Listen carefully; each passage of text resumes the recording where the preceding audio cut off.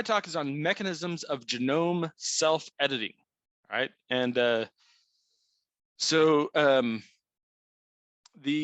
first thing I want to do is I want to correct some common misunderstandings, because I feel there's a lot of conceptual difficulty, and I could actually spend the entire time just walking through conceptual issues that are problematic in this area. But I'm going to try to narrow it down to just a few things. First of all, I want to talk about the failure of the modern synthesis. And so first of all, the modern synthesis says that random mutations in genes gives rise to variation. Okay, so that's the modern synthesis is the more technical term for neo-Darwinism. So the modern synthesis says that the random mutations in genes, that's where we get variability from. Okay, and then those variations are selected by either differential reproduction or differential death. All right, so those are kind of the two core tenets of the modern synthesis. And what I fear is that well, first of all, the only directing part of this at all is the selection. So according to the modern synthesis, there's no fundamental direction being given by random mutations, or if there is any sort of directing, it has nothing to do with the health of the organism. It is entirely just haphazard in some sense of the word.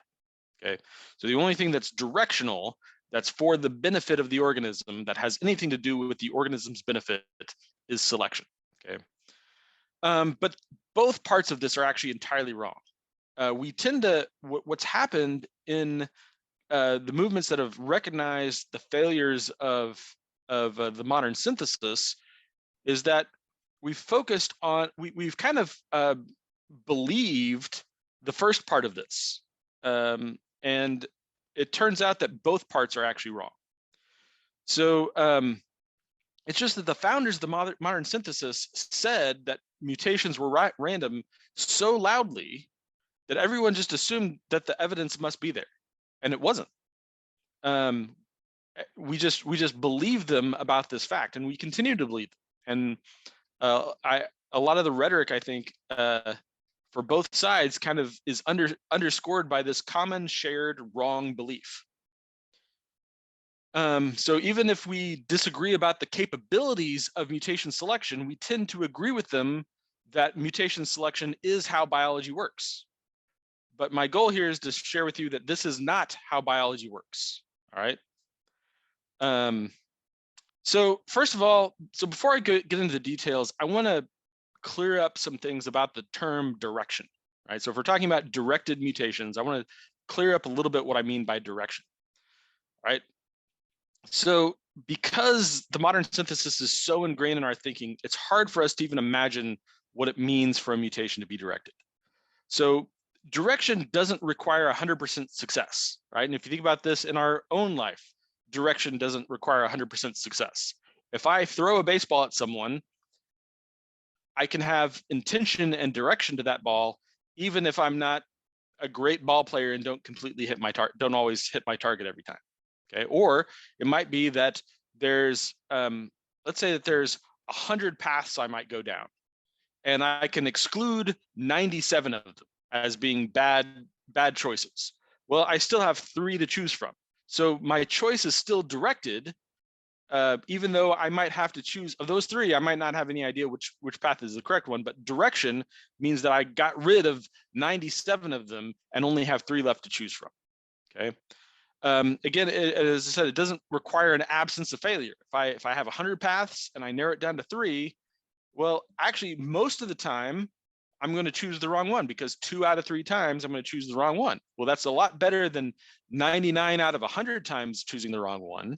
But it doesn't imply that that I'm never going to fail. So what direction means is that the chance of success is more likely than it would have been without the direction. Okay, so that's what's meant by directedness. So I just want to give kind of an abstract space view of direction. So let's say that we have a set of possibilities. All right, so this is our possibility space, and the x's mark successes. All right, so here, I think this is a 5 by, I forgot how many, here we go. So that it's a 5 by 11 space. So the probability of hitting a target, if I don't know where the targets are, and I just choose one at random, the chances of getting a target correct is 3 out of 55. All right. So so that's my general probability of success. So now let's say I have a search strategy, and my search strategy is to say, let's mark out this space. Well, this is direction. So the probability of success here is 2 out of 16 or 1 out of 8. All right. And so I have an increased chance of success. There's still failures in the search field. I actually didn't even hit all the possible successes, but I've narrowed down, so my probability of success is improved by direction.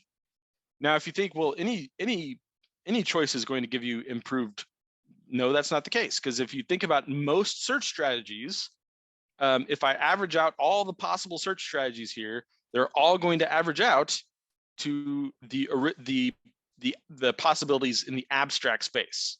So if I have a possibility that is significantly more beneficial than the average, then I have to, that's something that needs explanation. It's not something that we can take as a given. Okay. So I'm going to warm up with something that doesn't have anything to do with evolution, but it does show that cells are competent in understanding and modifying their own DNA. And this is known as VDJ recombination. Okay. So VDJ recombination is about antibodies. And antibodies have basically 2 basic parts. So you can see an antibody on the right. So the 2 basic parts are the CDR, which stands for complementary determining region. That's the part that grabs on the antigen. Okay. And so that's this part right here. You can see it's kind of arranged as kind of a grabby. And the other part is called the constant region. And the constant region controls signaling to the immune system. And that's this area right here. Okay. So the CDR grabs the antigen, the constant region signals to say, hey, we've got one over here. That's how that works. So the VDJ recombination system is used by the immune system to generate antibody genes, specifically the CDR, from a collection of gene parts. So the problem is that you only have a couple hundred genes that are dedicated to building antibodies, but your body actually needs millions of different antibodies. So how do you generate millions of antibodies from just a couple hundred genes? Well, by splitting it up into pieces and being able to rearrange the pieces, you can actually generate numerous antibodies from just a handful of parts. So it's known as VDJ recombination because there's basically 3 buckets of parts. There's a V bucket, a D bucket, and a J bucket. And there's a lot more to the story than what I can tell now, but the D's in parentheses because it's not always there. But anyway, so conceptually, we can see on our chromosome, we've got a bunch of different V parts, then we've got a bunch of different D parts, then we've got a bunch of different J parts. Okay, so V, D, J. And so what the cell system will do is it'll pick one from each bucket. So we'll pick a V gene, we'll pick a D gene, we'll pick a J gene, and then we'll throw them together and get a VDJ. So that's the grabby part. And then we will attach a constant region to the end that does the signaling. Okay. So now we have an actual antibody gene. All right. And so the cool thing about this is that even just in this simplified example, right, with the V's, the D's, and the J's that you have here, we actually have 384 possibilities. Okay. So you can see that because it's split into buckets, the size of each multiply, which gives you a whole host of variation from just a handful of genes. So what's cool about this is it shows that the cell actually knows, it has meta information about what's in the different parts of the gene, such that it knows that, hey, I do know where the V genes are. I know how to make a V and a D and combine them. I know how to get a D and a J and combine them. And I know that I need to attach the constant region. All this stuff is at least implicitly understood inside the cell. So specifically how it works, you have these two proteins, RAG1 and RAG2, and they do the recombination task. And the genes have specific markers between the genes that RAG1 and RAG2 match to. So you can see there's a sequence of 7 base pairs, and then a spacer, and then a sequence of 9 base pairs. And the 7 and the 9 are relatively fixed. There's some variation, but they're relatively fixed. And the spacer is basically, I would say, typically thought of as random, but it's an unknown function if there is a function. But you'll see that the size of the spacer matters in just a minute. So the spacer is either 12 or 23 base pairs, which corresponds to either 1 or 2 turns of the DNA respectively. So in the antibody genes we're looking at, V and J have 23 base pair spacers, and D has a 12 base pair spacer. And the reason why this is important is because basically the RAG genes match a 23 base pair spacer to a 12 base pair spacer, and that's how it keeps itself from accidentally combining a V and a J and skipping the D, right? So it knows that if I've got a 12 on one side and a 23 on the other, those go together. So it can then pull them together. So the different spacer links make sure recombination only happens between the correct segments. So anyway, so this is an amazing system. It's really awesome, but that's not all, folks. We've got more. Immunity to new diseases. Okay, so let's say that you don't have an antibody for a new antigen. Okay, well, your body can actually mutate an existing antibody to find a correct change. This is known as somatic hypermutation. And when this happens, the mutations only occur in the gene that needs changing. It does not occur in other genes. There are no mutations that occur in other genes during this process. Not only that, but the mutations occur almost entirely in the CDR. Because if you think about it, if they mutated the signaling region, that wouldn't be helpful, because then you'd basically just be disabling the signal, right? So instead, it's all the mutations are in the complementary determining region. In the thing, because you basically what it is you need a new grabber, and so all the mutations are in the grabber. And so the signal, you still have to signal the same immune system, so the signaling doesn't change. It's just the grabbing changes. So, and lo and behold, the only place where there are mutations are in the CDR.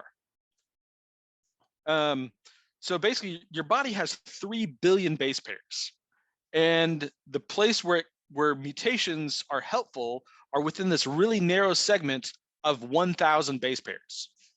Okay. And the targeting of this location is actually done by a non-coding DNA. This is one of the uses of junk DNA, pointing to where this should go.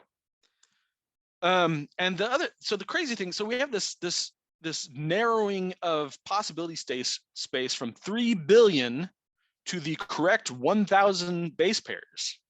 Yet this is still the model system that Darwinists used to demonstrate the efficacy of random mutations. So they're in Talk Origins. They have an article called The Evolution of Improved Fitness, and this is the model system that they use to prove that random mutations are capable of generating benefits.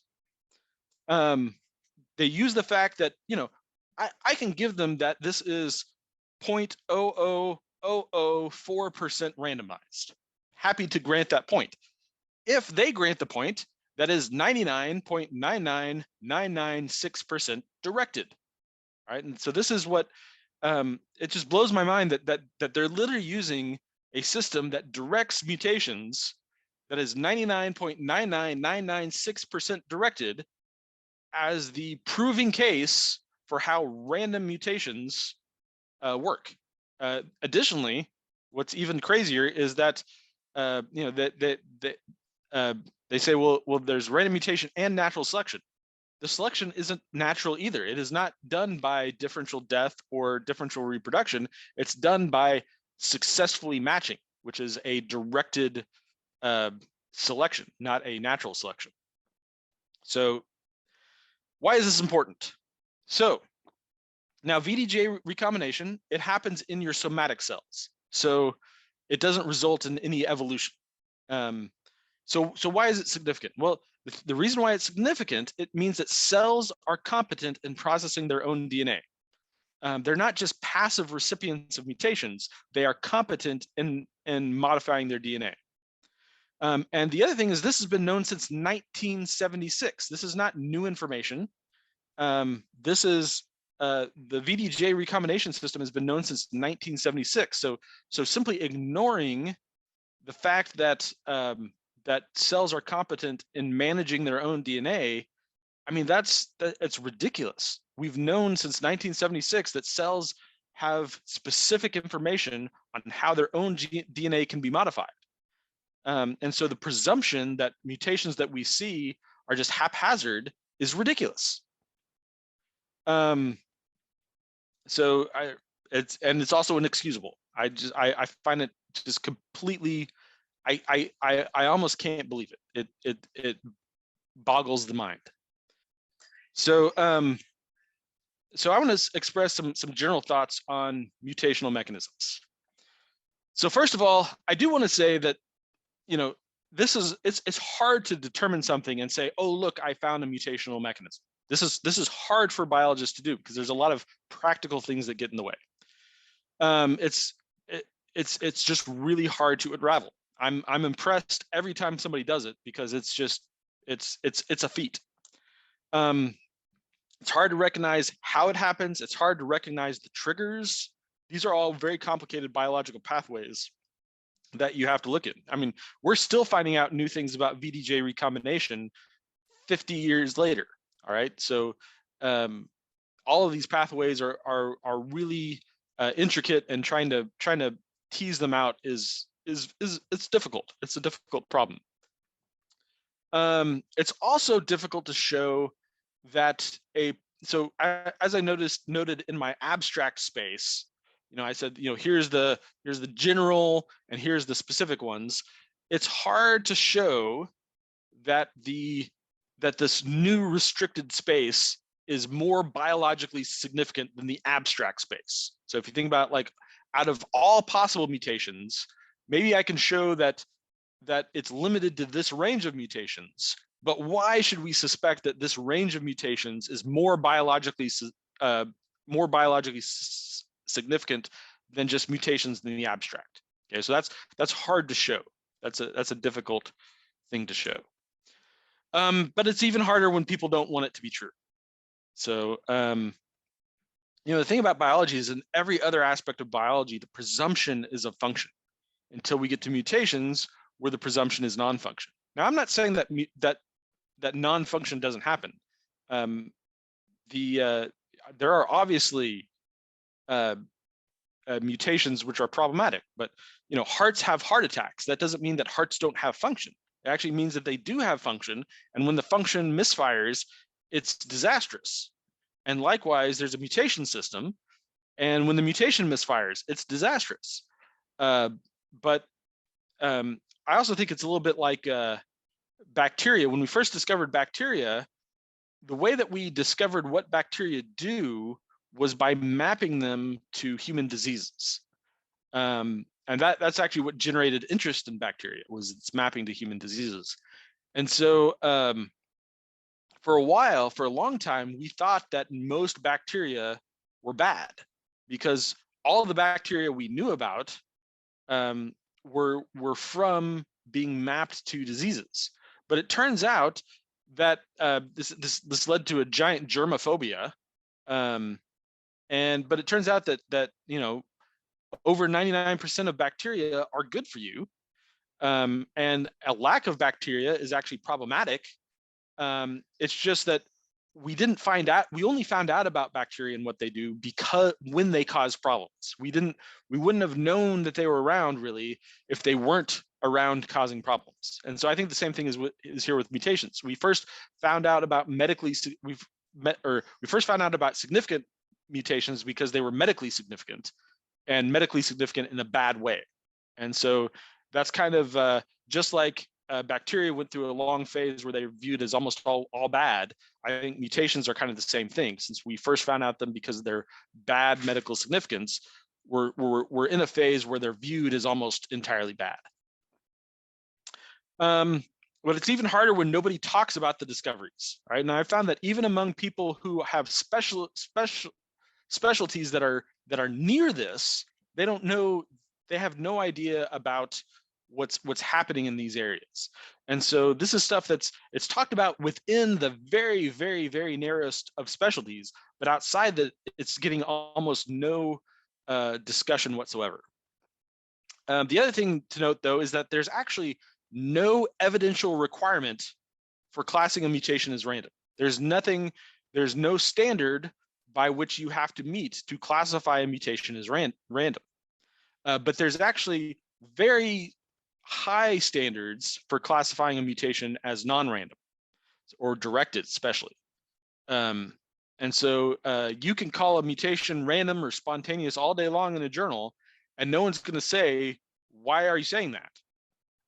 But if you say it's directed, they're going to say, well, what proof do you have? And they're going to require strict proof that it is directed. And so because of the disproportionate evidential requirements, a lot of mutations get classified as random when the fact is we actually don't know. So if I would say, again, because it's biology, if anything, the bias should be for purpose and intention, not haphazardness. But I would be fine just to say, by default, we should classify it as unknown. But as I said, right now, you can classify something as random without having any evidence whatsoever to back that claim up. So here, I want to talk about what I'm going to call modalities of directed mutation. Okay. First of all is selective modality. And this is the one that I think we're more familiar with. We think about organisms in terms of having problems and having selection. And so we think about directed mutation as an organism has a problem and it needs a mutation. So then the solutions become more likely. And that's a perfectly legitimate modality. Cell has a problem, triggers mutations. These mutations might be very specific to the situation. They might be kind of specific to the situation, or they might be not very specific at all to the situation. But nonetheless, because of the selection, we're triggering mutations. Okay, that's the selective modality. And I would argue that almost all of these, maybe not all, but almost all of these are directed in the sense that we described earlier, that they generate things that are more, even if they're not very specific, they are more biologically meaningful than just mutations at random. But there's also one that I think is not often thought of, and that is a non-selective modality. So if you think about it, like if I'm investing, right? I want to invest primarily in the thing that I think is going to make me money. All right. But I might say, well, like let's say I think that there's going to be a boom in the oil business. All right. Well, I'm going to invest in oil. Okay. But I might say, okay, well, let's just imagine that my oil thesis doesn't pan out. And so therefore, I'm going to put part of my money in something else, something that I think if oil fails, this other thing will be really good. So what I'm going to do is I'm going to take part of my things and I'm going to put them in something that isn't greatly beneficial now, but is probably that if my primary thesis doesn't work out, it's going to be a hedge. Now, the thing about this hedge is we're not choosing hedges at random. That is, I'm not finding some kid on the street and saying, hey kid, you want 10% of my portfolio? That's not what we're doing. And so likewise, organisms, when they create alternate versions in non-selective situations, it isn't that that doesn't make this more random. It's still directed, again, in the sense that we considered earlier, that if you think about the entire possibility space of mutations, that these are occurring within a subset that are more biologically meaningful than the rest of them. Okay, and so their hedges, they might even be less selective in the current environment. These might be slightly deleterious when the current environment is considered, but they are more in line with how the organism itself generally functions. And so that's what I mean by a non-selective modality. It doesn't mean that it's not directed, because direction means that it's out of the entire possibility space, we're focusing on the ones that are more biologically consistent with the overall design of the organism. So anyway, so generally, if I don't have specific evidence of being a selective modality, I'll let you know. The ones we'll generally presume that the mutations are non-selective unless we actually have evidence that these are in response to selection. So now I'm going to talk about the mechanisms. So one thing that I found is that it's when talking about this, I actually have to spend, as you've seen, a lot of time just kind of getting us in the right frame of mind to be thinking about directed mutations. So the mutations themselves sometimes get a little bit of short shrift, but they're fascinating. So I want to be sure that we hit them. So first of all, I'm going to do is selection-induced insertion sequences. So what is an insertion sequence? So an insertion sequence is a small-ish DNA sequence that a cell can generate and insert. So they basically have a gene that creates the sequence and inserts it. Okay, and it's about 1 kilobase of DNA. Okay, so it's small-ish. So but not only that, so a lot of organisms have these insertion sequences. They're not all well characterized as what they do. There's a lot of them that are available, and we don't always have evidence that they're for something, but we know that there's a lot of insertion sequences that happen. But we also have cases where we know exactly what they're for, we know exactly what they do, and we actually have the experiments to prove them. So for example, E. coli in the wild can't process arbutin, okay? If it is starving and in the presence of arbutin, then E. coli triggers the insertion of 2 insertion sequences, IS1 and IS5, either one work, that insert themselves into a regulator region that turns on a previously inactive operon. Okay, so you have this insertion sequence, and only in the case that the cell is both starving and in the presence of arbutin, these insertion sequences get put into the DNA in the right spot to enable this previously inactive gene. Okay, so for motility, what they found is there's an insertion sequence. It's, again, we have IS5. And it's inserted upstream of one of the master regulators of the flagellum. And it increases motility when E. coli is grown in soft agar. Well, soft agar is what, if the agar has to be soft in order for the E. coli to move around. And in hard agar, it doesn't allow the E. coli to move around, and so it can't swim. And so only in the case where E. coli is being grown in soft agar is there this insertion sequence that gets inserted. Okay, so basically the cell is by some mechanism is detecting that it is in a medium that allows for better motility, and so there's this insertion sequence that is inserted in the right spot that increases the motility of the E. coli. So then this is even more interesting. If E. coli has a deletion of the CRP operon, IS5 inserts itself into the regulation region upstream of a gene that of the GLP-FK gene, which prevents and that's what processes glycerol. And so, okay, so if it's growing, so normally CRP,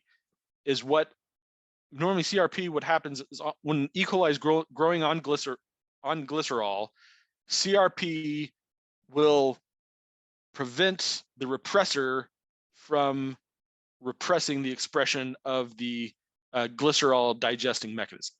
Okay, so normally there's a repressor that keeps E. coli from digesting glycerol because it's useless to create those gene products if there isn't glycerol around. Okay, but let's say there's only glycerol around. So if there is glycerol around, there's a gene called CRP which binds to this repressor and keeps it from repressing the gene. Okay, so now it knows, okay, well there is glycerol around, so therefore I need to trigger this gene. Okay, well, if E. coli is starving and in the presence of glycerol and the CRP gene is missing, IS5 can insert itself into the regulatory region upstream and re-enable it. And this insertion, basically what it does is it prohibits the repressor from binding to it. Okay, and this occurs at a much higher rate under selective conditions. Okay, so I want to point out that the references for this sort of thing go back to 1999.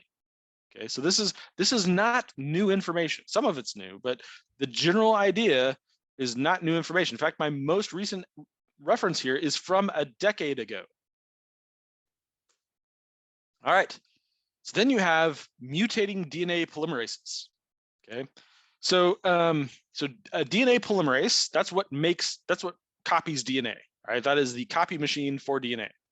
It's called polymerase because it makes DNA polymers. All right, now genomes actually encode multiple different DNA polymerases. So bacteria have a system called the SOS system, and it was originally discovered in as part of the DNA damage repair system. So if bacteria have DNA damage, the SOS system is the damage repair. But we've also found that it also occurs in respect to starvation. And basically what it does is, if you think about if an organism is starving, well, maybe it needs to make some changes to digest new food sources. Okay, and that's exactly what it does. So basically when the cell is starving, it switches DNA polymerases, right? From the one that doesn't induce mutations to the one that does. So it knows it needs mutations, and it knows which DNA polymerase makes the mutations. So it switches from the DNA polymerase that doesn't make mutations to the DNA polymerase that does. So specifically, DNA polymerase 3 is the high fidelity proofreading DNA polymerase. DNA polymerase 4 is a mutating DNA polymerase. It's also, you might hear it referred to as the DIN-B gene. Okay, now this is often called an error-prone DNA. I refuse to use that term because the mutating aspect, it looks obviously intentional to me because it's specifically using this when the organism needs mutations. So I say it's a mutating polymerase, not that it's an error-prone polymerase. But in the literature, it's known as an error-prone one. So the other thing is that the cell will oftentimes amplify the DNA that's likely to be useful when changed. So, for example, it'll start amplifying the DNA for metabolism genes, and it'll amplify the DNA using a mutating DNA polymerase until it finds one that can successfully metabolize what's in the environment, and then it stops. So this is intentional modification. So mutation is often thought of a cell as of a cell losing competence in its ability to replicate DNA, but actually what it's actually happening is it's expressing an alternate competence in producing mutations.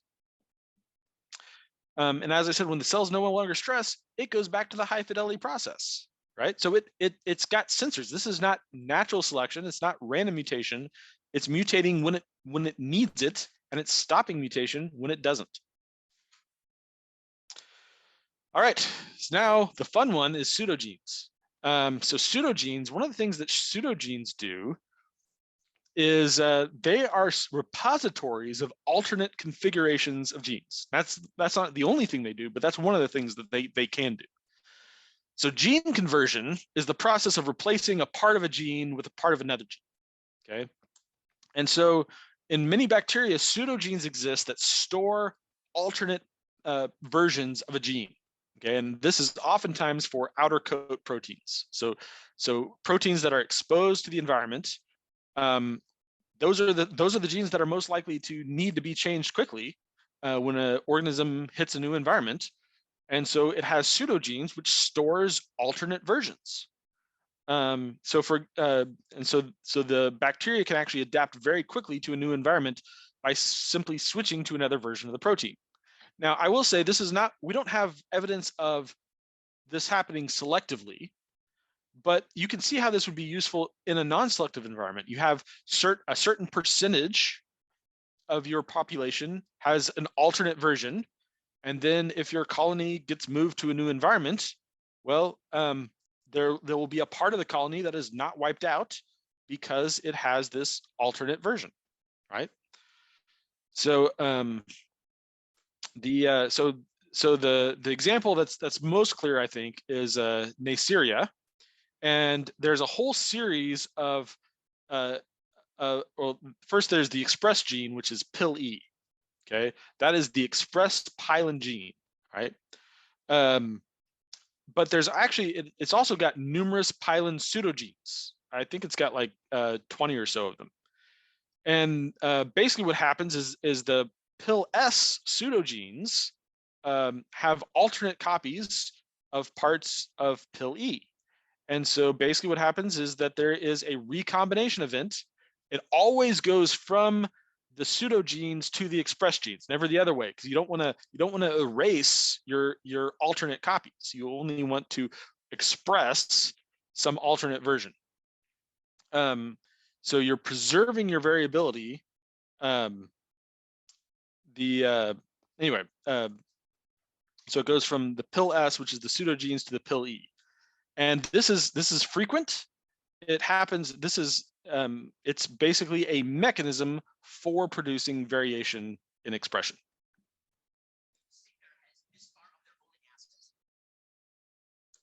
So another one is semi-palindromic DNA. Now this one is a little bit more. This one has not been explicitly shown to be where the results of this are necessarily more beneficial than other sorts of mutations, but I think it kind of expresses a good place to look. Okay, and this is one of the first mechanisms for DNA mutation that was discovered by Barbara Wright, but as I said, we haven't been able to describe the space that this generates as being more beneficial. So a semi-palindrome occurs when you have a DNA sequence, then you have another sequence, and then you have the reverse complementary sequence of your first sequence. Okay, and so what this enables is that when DNA or RNA is single-stranded, semi-palindromes cause stem loop structures, and basically causes the DNA on the stem to be stable and those in the loop to be prone to mutation. So you see here, if you follow, I probably should have animated this a little bit, but anyway, if you follow, think about this this little section as all being in one line. It's one, once it's encoded on the DNA, it's all in one line, but when it becomes single-stranded, it loops back together this way because of the semi-palindromic nature, because the as you go along, you get base pairs which are complementary to the base pairs in the first part of the strand. So it kind of flops over on itself and exposes the ones that are in a loop to mutation, but the ones that are kind of stuck onto each other are not mutated. So you can see that this would be a way that that DNA could basically be pointing to locations that say, hey, here I am, mutate me. Another one is simple sequence repeats. So a simple sequence repeat goes by a bunch of different names: SSR, microsatellite, short tandem repeat. It's a repetitive short sequence, just a few base pairs that gets repeated over and over again. So the interesting thing about SSRs is they mutate almost entirely by changing copy number. So either adding copies or removing copies. They don't change by single base pair substitution. They change by changing copy numbers. So basically, they act in many cases as tuning knobs in the genome. So as so it can expand and contract, which modifies on a continuous basis some biological parameter. So as an example, there's a lot of morphological characteristics that are controlled by SSRs or relationships between SSRs.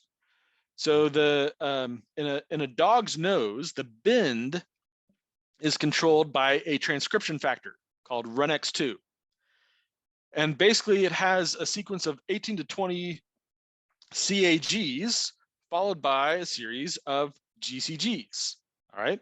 And the ratio of these microsatellites is correlated with the degrees of the nose bend, okay? So, so as this ratio changes, then the dog's nose bend changes. So this is one that I've hypothesized, but I don't actually have maybe someone's done a research on this. I don't know, but I have a feeling on this one. So I just throw it out there as something that I think that might be true and is worth thinking about. Antifreeze proteins in fish usually have a giant repeat expansion in them. So what I'm curious about is, does the size of the expansion match the temperature range that fish can survive in? So if you shorten the expansion, does it, the fish only live in warmer water? Because this would be a real easy way for fish to become adaptive to colder climates, is that but you have this SSR, and so it's more likely to mutate by adding and removing copy numbers, and it could be basically a thermostat for the fish that allows antifreeze proteins of varying sizes. So the interesting thing about SSRs is they actually mutate orders of magnitude faster than other sites in the genome for most organisms. Okay, so when someone says that you have so many mutations every generation, most of those mutations are changes in copy number of SSRs. That's the primary outcome. So most of the mutations that are occurring are changes in copy number of simple sequence repeats. It's just biology tuning itself. Now, there's been, for intelligent design, there's been some additional developments that I think are important. So my own work, active information, it's a way to measure the directedness of mutations. So basically the idea is, if we don't know the mechanism, it's hard to know for sure if a mutation is directed. So basically I came up with a way, building off of Dembski and Mark's work in this area, to measure this in cells. And basically what you're doing is you measure the difference between the success rate in a cell mutating by its own mechanisms versus the success rate of actual random mutations. So you find a way of actually inducing random mutations, and you see what the success rate difference is. So there's already one specific mutational mechanism that has been suggested by active information, but there's been no follow-up research done. So we can also use active information to kind of give a measurement for the amount of competence organisms have for evolution in particular environments. So the team that I'm doing with the engineering research group is the adaptive systems team. And what we're doing is we're looking at these mechanisms in terms of engineering controls. So we're basically the goal is to ask, why are certain mutation mechanisms present? Why is the cell using one mechanism and not another, right? So why is there's all these mechanisms available? What is it about the mechanism that allows itself that the engineering problem lends itself to? The other thing is, what control features do we expect to be in these mutational mechanisms? What sort of things limit or promote? What do we expect to be there? Are there any controls we expect to find that haven't been found yet? That sort of thing.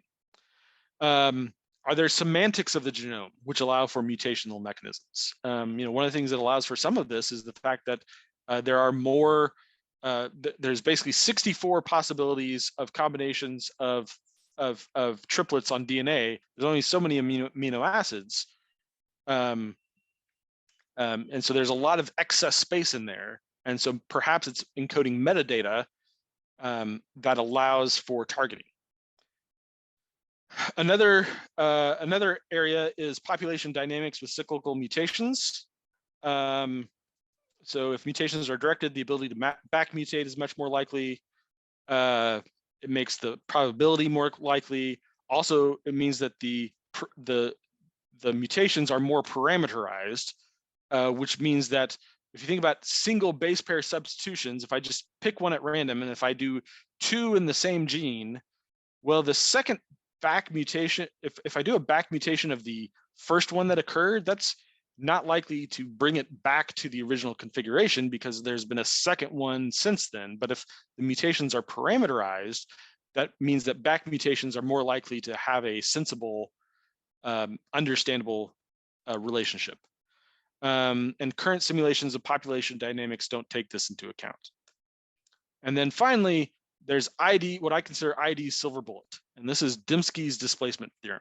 So you'll find in any general discussion of these sorts of mechanisms, they'll say, well, the mechanism itself, while the mechanism shows that current mutations are not haphazard, we can imagine that the mechanism itself came into existence through random mutation and natural selection, right? This is always the backup possibility that always gets presented, that even though this mutation, we can see that now mutations are not by random mutation and natural selection. This system must have been built by random mutation and natural selection, which that whole nother series. I won't get into that. But anyway, the nail in the coffin of this, though, is Dembski's displacement theorem. Okay, this is what I consider the most important theorem in intelligent design, but it's relatively unknown. In general terms, the displacement theorem says that you can move back in time, but the design gets bigger when you do that. Another way of saying this, you can write a search algorithm that will find another search algorithm, but that search for a search will have more information in it than the direct search. Okay, so you can, like, if you say, well, this had precursors, okay, it had precursors, but for that to work, the precursor actually had to have more information than the present system. Okay, so you don't get rid of design by doing these things. If I say, well, this must have come from another mechanism, well, that might be the case, but if it came from another mechanism, that other mechanism actually had to have more information than the present system. And so we can move it back. We can even move it back to a single organism, but in all these cases, we're adding information. We're not subtracting the amount of information required. So that's why I consider it the ID silver bullet, because the displacement theorem shows that that it's basically a mathematical requirement that if the system had precursors, those precursors had more information than the current mutation system, not less. So I can't say directed mutation works now, but it came from an informationally poor predecessor that evolved these mechanisms by mutation and selection. That doesn't work. So as I said, we can say that, it's perfectly legitimate to suppose that they had predecessors. It's legitimate to suppose that the predecessors had a single ancestor, but the design of the predecessors will be bigger. There'll be more design than what is observed today, not less. We can't say it came from a simpler organism. We can't say it came from any of those things. The design that was present in the original had to be bigger than what we observe today, not smaller.